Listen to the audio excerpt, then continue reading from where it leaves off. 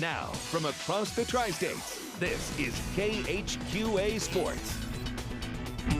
Momentum can be a very fickle thing. On Saturday, for example, Monroe City put together a dazzling championship softball run through the Louisiana tournament, despite coming in as the 4 seed. Tonight, the Lady Panthers trying to extend that. Mackenzie Grossman and Mark Twain had other ideas. Grossman right off the bat with one of her 8 strikeouts on the night. After another strikeout, Mark Twain would extend their lead at this point to 2-0. But the Panthers about to rally. Anastasia Shin would draw a walk, and Carly Spaulding, she of the great speed, would follow with an RBI triple to score the courtesy runner, Roberta Burns. But Monroe City was not done yet. Olivia Krager is going to step up and make another opportunity right here, grounding one to deep second base. Spaulding would score on the infield single. We're all tied up at 2 apiece. But Mark Twain was having none of it from that point forward.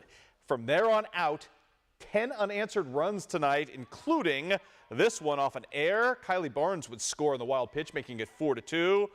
Mackenzie Johnson also adding to the fun tonight to come up right just a little bit later right here to score. Amanda Camden made it 5-2 at that point. Mackenzie Grossman with 4 ribbies on the night as well as Mark Twain gets the victory. Final count in this one was 12-2 in favor of the Tigers. Elsewhere in softball tonight, Scotland County stays red hot, riding a home run tonight from Bethany Rader in the first inning to beat Milan 5-1. Also Knox County with a big win today over Putnam County. Bailey Couch, the hero at the plate, going 2 for 3 with a couple of ribbies. Jessica Roberts today and Kaylee Roberts leading Clark County to a 13-3 win over Louisiana. South Shelby dumps West Strand 6-3, and it was Macon getting crushed today by Carly Smith and Highland today.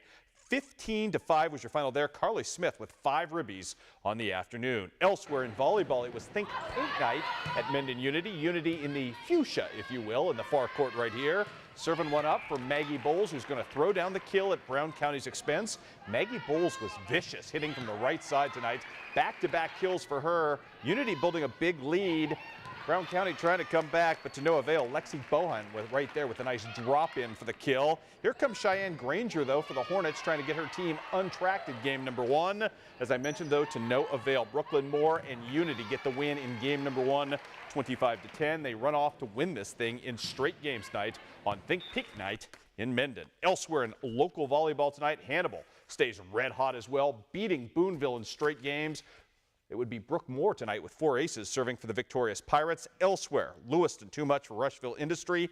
Jacksonville gets another win, goes to 4-0 in conference play, beating Lanphier in straight games. Triopia too much for Jacksonville rout. It was West Hancock burying Biggsville West Central 25-10, 25-17. Western too much for Pittsfield. Liberty gets a great serving day from Courtney Klingel, who had 12 points and 5 aces to beat Pleasant Hill. And Griggsville Perry a winner over Meridosha in straight games tonight as well. We had cross country today. 5-team meet over at Quincy High School just outside Flynn Stadium, and Haley McNay from Quincy High School about to play rude hostess, if you will. She led at the 1-mile mark, and she's going to finish today in a time of 20:27 to grab the victory. Second and third place, a little more interesting, came down to a foot race as Liberty's Taylor Klingel just ekes ahead of Carly Garnett of Illini West. 21:08 and 21:09 respectively at that point. On the boys' side of things, Quincy Notre Dame's Stephen Musholt was in the front of things at the end of the first mile, but his teammate Luke Watson, who has been red hot of late, going to run away with this one. Running away at a time of 17:07 for the win.